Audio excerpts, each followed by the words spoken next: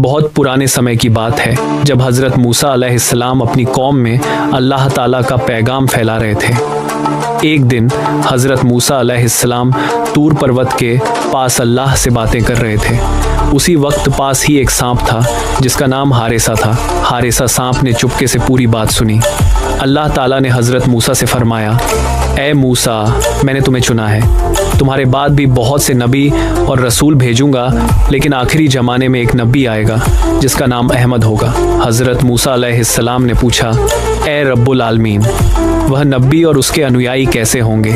अल्लाह ताला ने फरमाया, वह रहमत बनकर आएगा, न सिर्फ इंसानों के लिए बल्कि सारी मखलूकात के लिए रहमत होगा। उसके अनुयायी कम अमल करेंगे लेकिन ज़्यादा अज्र पाएंगे। वह मेरी आखिरी किताब कुरान लाएगा। जो उस पर ईमान लाएगा मैं उसे निजात दूंगा, जो उसे प्यार करेगा उसे भी बचाऊंगा। यह सुनकर हारिसा सांप के दिल में उम्मीद की किरण जाग उठी। उसने सोचा, अगर मैं उस आखिरी नबी के ज़माने तक ज़िंदा रह सकूं और उनके मुबारक मुंह से अपनी मगफ़िरत की दुआ मांग सकूं तो अल्लाह मुझे माफ़ कर सकता है। अगली सुबह हारिसा सांप हज़रत मूसा अलैहिस्सलाम के पास पहुंचा और बोला, ए अल्लाह के रसूल, मैं हारिसा हूँ, एक सांप। मैंने आपकी बात सुनी है। मैं उस आखिरी नबी अहमद के ज़माने तक ज़िंदा रहना चाहता हूँ ताकि उनकी बारगाह में हाजिर हो सकूँ। आप अल्लाह से मेरे लिए दुआ करें। हज़रत मूसा अलैहिस्सलाम ने अल्लाह से दुआ की। अल्लाह ताला ने कबूल फरमाया और फरमाया, ए हारिसा, तुम एक ख़ास जंगल में चले जाओ, वहाँ एक गुफ़ा में सो जाओ। अल्लाह की कुदरत से तुम उस आखिरी नबी के ज़माने तक ज़िंदा रहोगे। जब तुम जागोगे वही उनका ज़माना होगा। हारिसा सांप उस जंगल में पहुँचा, गुफ़ा में एक गड्ढे में लेट गया और गहरी नींद सो गया। समय बीतता गया। हज़रत मूसा अलैहिस्सलाम का दौर गुजर गया। बहुत से नबी आए और चले गए। सदियां बीत गईं। फिर मक्का में हज़रत मोहम्मद सल्लल्लाहु अलैहि वसल्लम का जन्म हुआ। बचपन, जवानी गुजरी और नबुव्वत का दौर शुरू हुआ। उसी वक्त जंगल की उस गुफा में हारिसा सांप की आंख खुली। उसके दिल में अजीब सी खुशी और बेचैनी छा गई। उसे महसूस हुआ कि रहमतुल लिल आलमीन इस दुनिया में तशरीफ़ ला चुके हैं। वह मक्का की तरफ रवाना हो गया। 6 महीने तक रेगिस्तान की गर्म रेत, पहाड़ों की चढ़ाई पार करता हुआ, भूखा प्यासा, थका हारा वह मक्का पहुंचा। रात के अंधेरे में वह अबू झेल के घर के सामने आकर गिर पड़ा। इतनी थकान थी कि वह वहीं बेहोश होकर सो गया। सुबह अबू झेल बाहर निकला तो देखा उसके घर के सामने एक सांप सो रहा है। वह गुस्से से भर गया और लकड़ी से उसे मारने लगा। अचानक हारिसा सांप बोला, ऐ अल्लाह के बंदे, मुझे मत मारो। मैं दुनिया के नबी हज़रत मोहम्मद सल्लल्लाहु अलैहि वसल्लम से मिलने आया हूँ। मैं हज़रत मूसा अलैहिस्सलाम के ज़माने का हूँ। उनकी दुआ से आज तक ज़िंदा हूँ।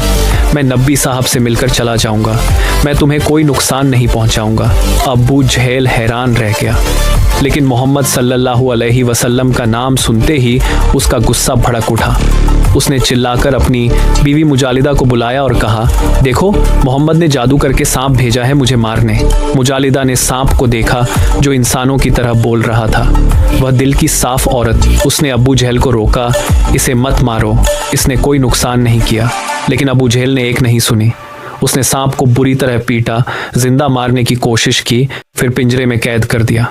हारिसा सांप चीखता कराहता रहा, लेकिन उसने बदला लेने या डसने की कोशिश तक नहीं की। रात में पिंजरे में कैद हारिसा सांप रोकर अल्लाह से दुआ करने लगा, ए रब्बुल आलमीन, मुझे मौत दे दो, मुझे कोई गम नहीं, लेकिन मौत से पहले एक बार आपके हबीब से मिलने दें। मुजालिदा का दिल पसीज गया। आधी रात को जब अबू झेल सो गया, वह चुपके से उठी और सांप वाले पिंजरे की तरफ गई, लेकिन अबू झेल जाग गया और उसने अपनी बीवी को थप्पड़ मार दिया। फिर भी मुजालिदा ने हिम्मत नहीं हारी। अगली सुबह अबू झेल सांप को मारने के लिए तैयार था। तभी हज़रत मोहम्मद सल्लल्लाहु अलैहि वसल्लम उधर से गुजरे। सांप ने उनको देखते ही चीख मारकर कहा, ऐ अल्लाह के रसूल, मुझे बचाइए। रसूलुल्लाह सल्लल्लाहु अलैहि वसल्लम ने सब हाल सुना। अबू झेल ने उन्हें गाली दी और सांप को मारने की धमकी दी, लेकिन नबी करीम सल्लल्लाहु अलैहि वसल्लम ने शांति से फरमाया और सांप को आज़ाद करवा दिया। हारिसा सांप रोते हुए नबी साहब के कदमों में गिर पड़ा। उसने अपनी पूरी कहानी सुनाई। हज़रत मोहम्मद सल्लल्लाहु अलैहि वसल्लम ने उसकी मगफिरत के लिए दुआ की।